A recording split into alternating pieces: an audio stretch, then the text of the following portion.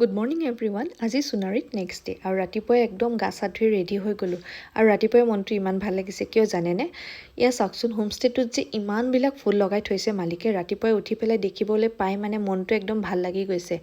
ইমানবিলাক ফুল লগোৱাটো ফুল বাৰু লগাই দিব সকলোৱে পাৰিব, কিন্তু এইবিলাক মেইনটেইন কৰি ৰখাটো কিন্তু এটা ডাঙৰ কথা মানে আৰু যোনে পাৰে মানে সিহঁতক মানে মানিবলগীয়া। আৰু বিশেষকৈ ইমানখিনি ফুল লগাইছে আৰু যিহেতু ৰাতিলৈ আমি উভতি যোৱাৰ প্লেনিং আমি নগাঁৱলৈ, আৰু সেইটো কাৰণে একদম পেকিং কৰি ওলাই আহি পাপাৰ ৰুমলৈ আহিলোঁ। আৰু পাপাৰ ৰুমত এতিয়ালৈকে বনাই মেলি খোৱাৰ সুবিধা কৰা নাই, সেইটো কাৰণে ব্ৰেকফাষ্ট কৰিবলৈ আমি হোটেলতে যাব লগা হ'ল। আৰু এয়া আমি সকলোৱে আহি পেলাই পুৰি চব্জি খাই ল'লোঁ ব্ৰেকফাষ্টত।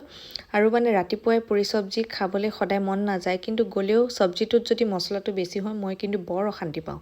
তেনেকৈ উপায় নাইকিয়াত খাই মেলি আমি আকৌ ৰিলেটিভছ ঘৰলৈ আহিলোঁ ঘূৰিবলৈ। আৰু নেক্সট কেতিয়া অহা হ'ব ঠিক নাই, যিহেতু আহিছোঁ যদি একেবাৰে সোমাই যাওঁ বুলি পাপাই আমাক লৈ আহিলে।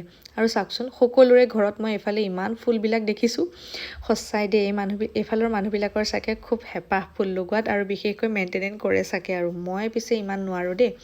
আৰু ইয়াতে চাহ একাপ খালোঁ আৰু ডাইৰেক্ট এয়া দুপৰীয়া সময়ত আজি খালোঁ ভেজ থালি ল'লোঁ, এইফালে চিকেন ড্ৰাই ফ্ৰাই। মই পিছে হোটেলত গ'লে যদি ভাত খাব লগা হয়, চিকেন ড্ৰাই ফ্ৰাই আৰু এনেকৈ ভেজ থালি লৈ পেলাই খাবলৈ পালে মই খুব ভাল পাওঁ।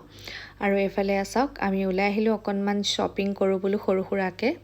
আৰু তাৰ কাৰণে ওলাই আহোঁতে প্ৰথমেতো ল'ৰাহঁতৰ কথা জানেই, ল'ৰাহঁতৰ খেলা বস্তু পোৱা ছেকশ্যনটোলৈ সিহঁতে টানি আনি তাতে অকণ সময় টাইম পাছ, মানে সিহঁতক টানা টনা কৰোঁতেই গ'লে। চাওকচোন, ইটো খেলা বস্তু লৈ হাতত লৈ সিটো লৈ লাষ্টত মনাই এনেকৈ টুথব্ৰাছ এডালকে দিলোঁ, বুদ্ধি কৰি কিবা কৰি মনালোঁ। আৰু এইফালে স্কাৰ্ট কেইটামানো চালোঁ। এনেকৈ আমাৰ দিনটো গ'ল আৰু একদম মন বেয়া লগা সময় আহি পালে, মানে উভতি অহা সময়টো। চিপছ খাই আমি উভতি আহি আছোঁ, আৰু কি ক'ব, উপায়ো নাই, ঘৰলৈতো আহিব লাগিবই। এদিনৰ থাকিবলৈ আমি গৈছিলোঁ আৰু এয়া আমাৰ উভতি অহা সময়। ল'ৰা একদম গাড়ীত মায়াবিনী গান লগোৱা দেখি পূৰা লগে লগে গাই আহিছে। আৰু আহি আমি দেৰগাঁও ওচৰতে ৰখিলোঁ, আৰু খাবলৈ একো নগ'ল মন, যিহেতু এইকেইদিন ইমানেই খাইছোঁ। দেৰগাঁৱতে আমি ৰখি পেলাই ম'ম' ঘুগুনি এনেকৈ কিবাকিবি খাই বোকাঘাটত ল'লোঁ পেৰা। আৰু আহি থাকোঁতে কাজিৰঙাত চাওকচোন, ইমান জাক যে বনৰীয়া ম'হ দেখিলোঁ নহয় ৰাস্তাত। প্ৰথমে আকৌ মই গড় বুলিয়ে ভাবিছিলোঁ, দূৰৰ পৰা ধৰিবই নোৱাৰি নহয়, দেখি আকৌ ভয়ো লাগি গৈছিলে। একে আমাৰ গাড়ীখনে ফাৰ্ষ্টত আছে, আপোনালোকে দেখিছেনে? আমাৰ আগত আৰু কোনো গাড়ীয়ে নাই। তেনেকৈ ভয়ে আমি ম'হখিনি পাৰ হৈ যোৱালৈ ধুনীয়াকৈ ৰখি থাকিলোঁ।